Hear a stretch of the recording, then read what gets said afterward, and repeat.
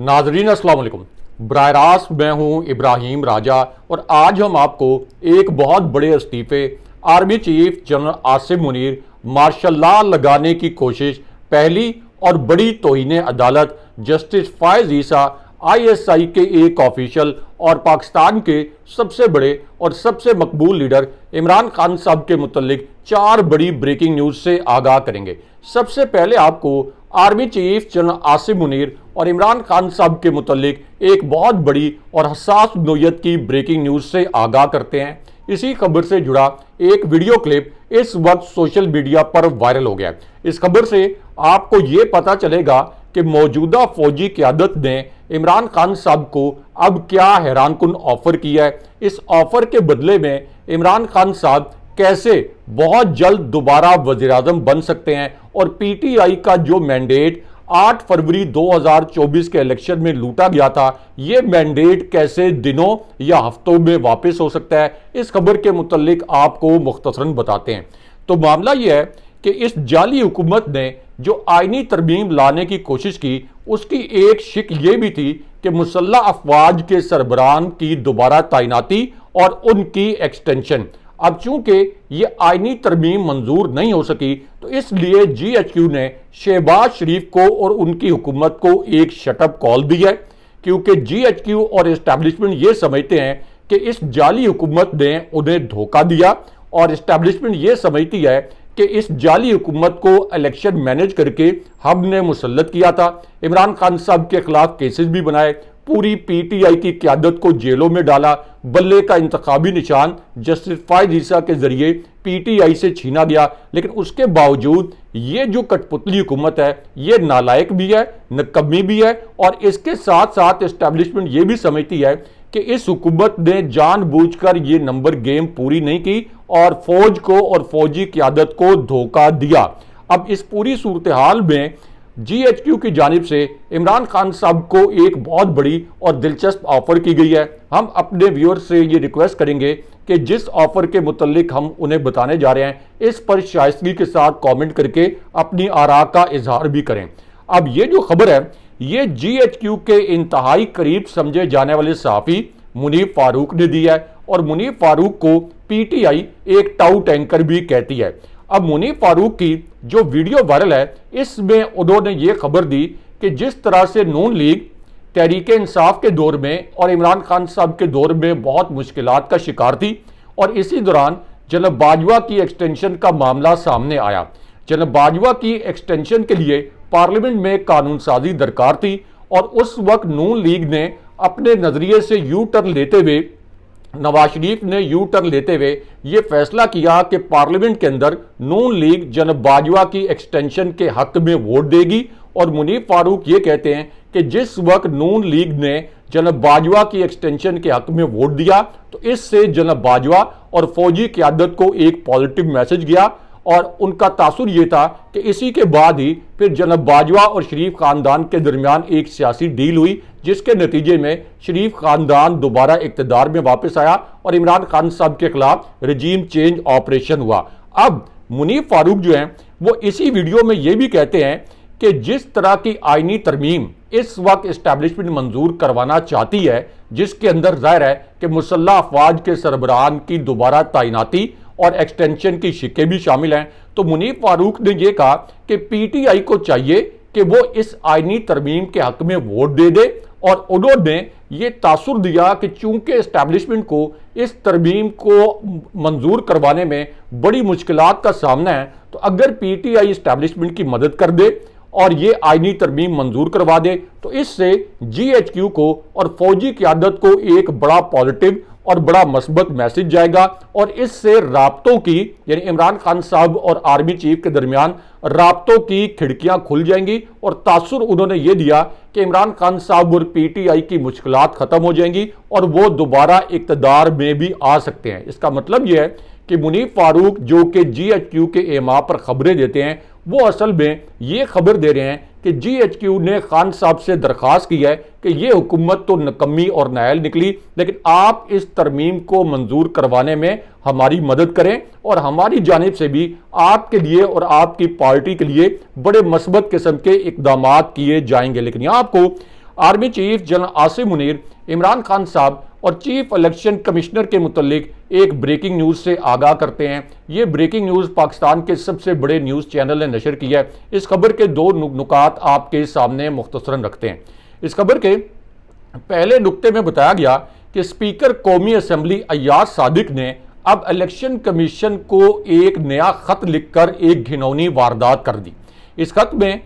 असद कैसर ने अय्याज सादिक ने यह कहा कि इलेक्शन एक्ट में तरमीम के बाद मखसूस नशिस्तें तब्दील नहीं की जा सकती और इलेक्शन एक्ट में तरमीम के बाद सुप्रीम कोर्ट के फैसले पर अमल दरामद नहीं हो सकता। उसके बाद इस खबर में बताया गया कि इस खत में अय्याज सादिक ने यह कहा कि सुप्रीम कोर्ट के फैसले के बाद इलेक्शन एक्ट में तब्दीली हो चुकी है। इस एक्ट का इतलाक माजी से होता है, लिहाजा इलेक्शन कमीशन किसी भी सूरत सुप्रीम कोर्ट का जो हालिया फैसला है इस पर अमल ना करे। अब इस पर जितने भी कानूनी माहिरीन हैं उनका यह कहना है कि अय्याज सादिक पर बराह रास्त तौहीन अदालत लगनी चाहिए, क्योंकि इससे पहले तहरीक इंसाफ के जो डिप्टी स्पीकर कासिम सूरी थे जिन्होंने मेरिट के ऊपर एक रूलिंग दी थी, उन पर आर्टिकल 6 लगाने और तौहीन अदालत के साथ साथ आर्टिकल 6 लगाने की बात की गई थी। लेकिन यहां आपको army chief general Asim Munir और इमरान खान साहब के मुतल्लिक अब से कुछ देर पहले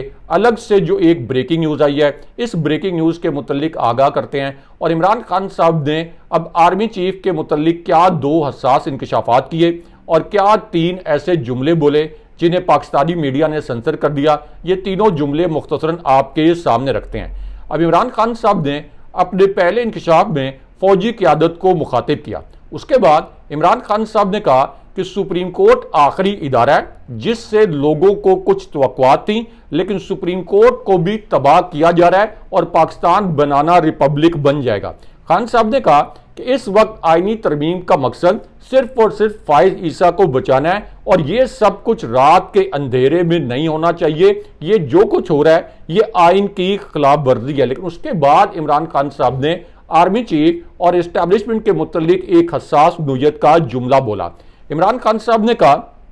कि जस्टिस फाइज ईसा को सुप्रीम कोर्ट से उठाकर आईनी अदालत में बिठा देंगे और मैंने ऐसे फैसले करने वाले डफर और कमअकल बहुत कम देखे हैं। ये डरे हुए हैं और फिर ये कहते हैं कि इमरान खान के पास कोई मोबाइल है और इस मोबाइल के जरिए इमरान खान के पास कोई पेशगी खबरें पहुंच जाती हैं। असल मसला यह है कि मुझे इनकी नालायकियों का इल्म होता है और मुझे पहले पता था कि ये तरमीम हर सूरत में लाएंगे। लेकिन उसके बाद इमरान खान साहब ने आर्मी चीफ और इस्टेब्लिशमेंट की क़यादत को एक अहम और हसास नोयत का पैगाम दिया। इमरान खान साहब ने कहा कि मौजूदा सूरत हाल डू आर डाई वाली है, यानी करो या मरो। और खान साहब ने कहा कि अब आप जो मर्जी कर लें, यानी इस्टेब्लिशमेंट जो मर्जी कर ले, मैंने पूरी पार्टी को कह दिया है कि बाहर निकलें। लाहौर में एक नाकाबिले यकीन सुनामी जलसा होगा। 15 माह से जेल में हूं, मजीद भी जेल में रहने के लिए तैयार हूं। अवाम भी जेल जाने से ना घबराएं, बल्कि जलसे से रोका जाए तो जेलें भर दी जाएं। लेकिन उसके बाद इमरान खान साहब ने फौजी क़यादत के मुतल्लिक आखिरी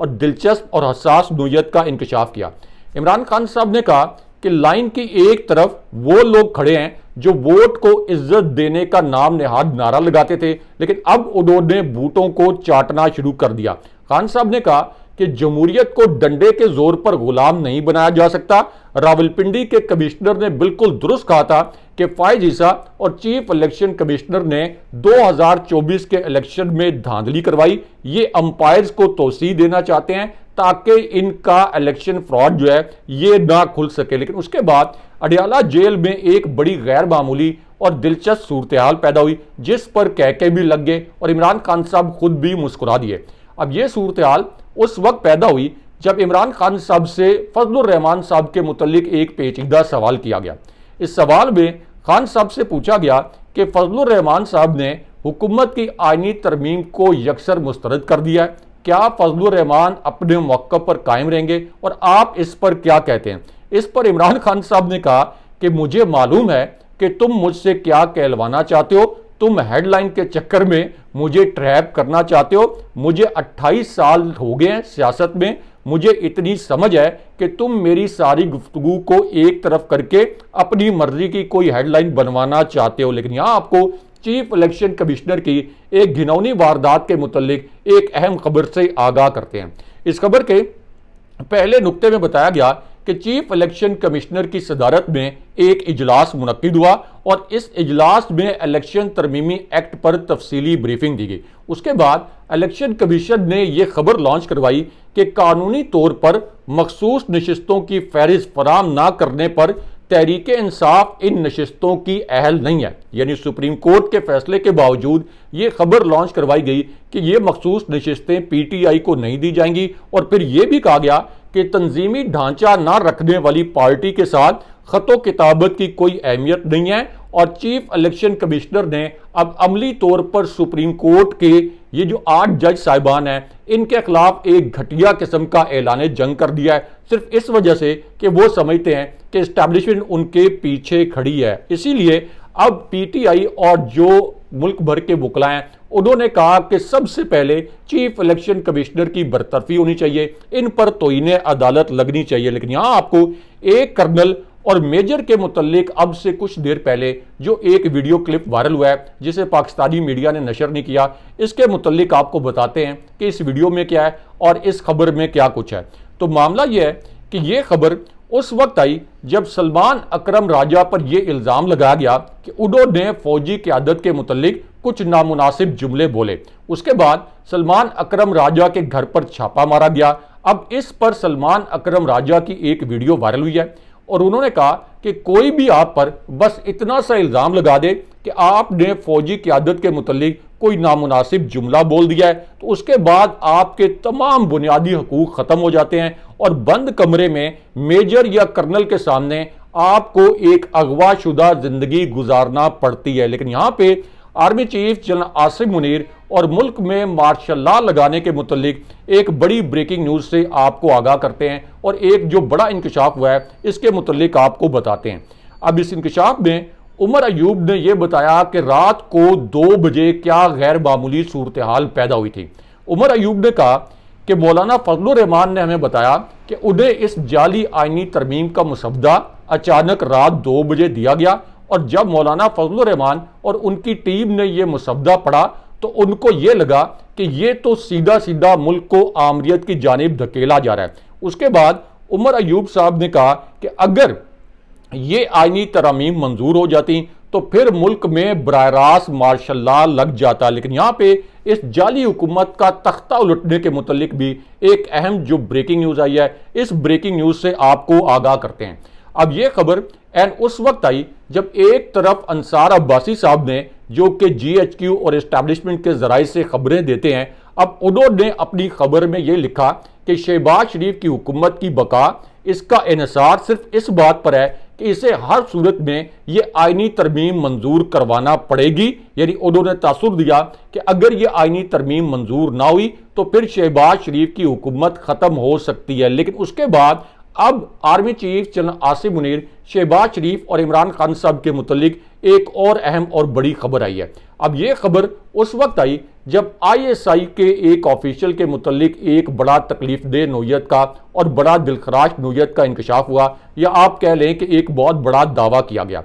और ये जो इंकशाफ है ये KP के एक रुकने कौमी असम्बली ने किया और KP के रुकने कौमी असम्बली ने एक खुफिया एजेंसी के एक ऑफिशियल के मुतल्लिक ये इंकशाफ किया कि उन्होंने यानी खुफिया एजेंसी के ऑफिशियल ने इन्हें अगवा किया। इनको अगवा करने के बाद एक ख़ास मकाम पर ले जाया गया, वहाँ पर इन पर तशद्दुद किया गया और रात के वक्त फिर खुफिया एजेंसियों के लोग इनसे मिलने आते थे और इनको धमकाते थे कि अब तुम्हारे पास एक डेडलाइन है, इमरान खान साहब का साथ छोड़ दो वरना तुम्हारी भी ज़िंदगी नहीं रहेगी। उसके बाद उन्होंने ये दावा किया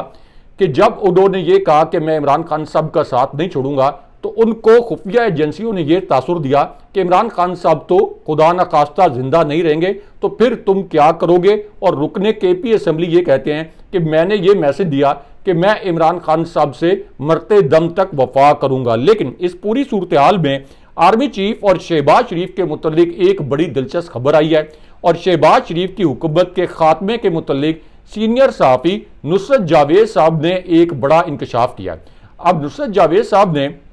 इंकशाफ ये किया है कि जिस तरीके से शहबाज शरीफ की हुकूमत ये आईनी तरमीम मंजूर नहीं करवा सकी, तो इस पर शहबाज शरीफ को एक बहुत सख्त नोयत का पैगाम भेजा गया है। यानी तासुर यह था कि GHQ की जानिब से शहबाज शरीफ को और उनकी हुकूमत को एक आखिरी वार्निंग दी गई है, और इस पैगाम में GHQ ने शहबाज शरीफ को यह कहा है कि तुम्हारे पास आखिरी 2 माह,